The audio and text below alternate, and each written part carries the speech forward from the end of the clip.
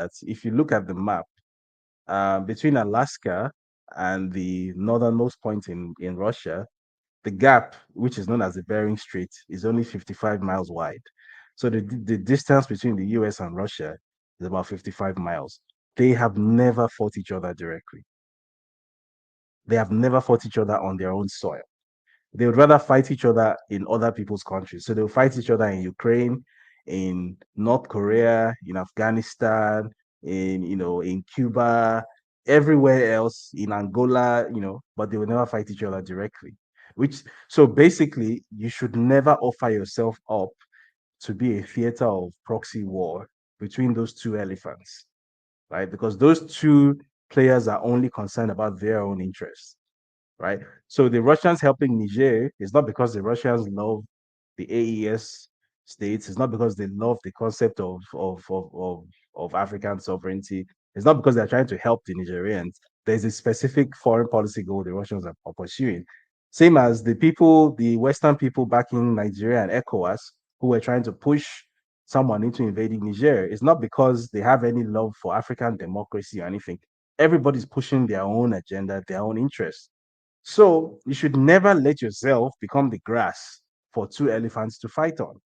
And that's what would have happened to West Africa. We would have become grass for two very well armed and very well motivated elephants to fight on. The proof of this is that even though that war didn't eventually happen, in some parts of Mali, if you recall, earlier this year, you had uh, uh, troops from Ukraine showing up saying that they are going to fight the so-called Wagner paramilitary forces who are present in Ukraine, effectively opening up another front in the Russia versus Ukraine war on African soil, right? That was the goal in all of this. It was to open up another front in the NATO versus Russia war on African soil. It really had nothing to do with the fact that Niger carried out a coup. Yes, that coup might have pissed off France, it might have kicked out French interests, it might have done this or that, it might have irritated France, yes. But that in itself wasn't important enough to start a war over. The real issue was that the powers that be wanted to start a war.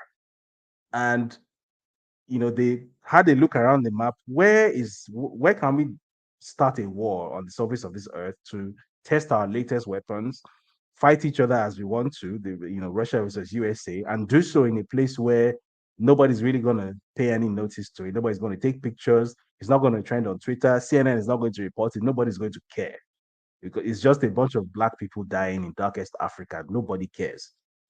And that's what was going to happen to Niger and to Nigeria.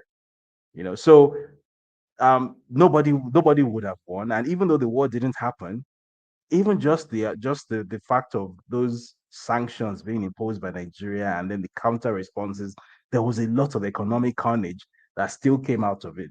Although thankfully it wasn't as bad as it could